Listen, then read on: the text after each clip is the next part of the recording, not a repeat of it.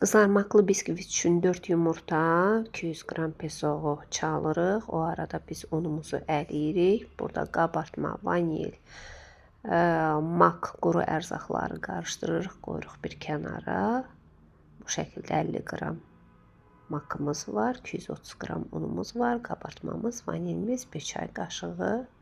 Bu şəkildə qarışdırıb hazır vəziyyətdə qoyuruq. Bu arada biz kütləmizin üzərinə 128 qram isti, ilıq südümüzü tökürük. Sonra biz ən sonda kütləmizə yağ vuracağıq. Həmin yağı, kərə yağını əridirik. Kütləmiz hazırdır artıq. Burada isə quru ərzaqlarımızı kütləmizə qatırıq. Bunu yaxşı-yaxşı qarışdırmaq lazımdır ki, içərisində heç bir un kütləciyi qalmasın gördüyünüz kimi.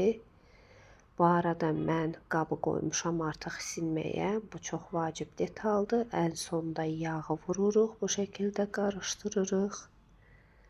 Çox maraqlı, zövqlü, dadlı, yumuşaq bir biskvit əldə edəcəyik. Mən burada 18 diametrdə hazırlayıram. Siz 18, 20, 23 santimetrdə hazırlaya bilərik. Baxın, görüntü belədir. Çox gözəl, zərif, yumuşaq biskvitlərimiz alınır. Bu şəkildə.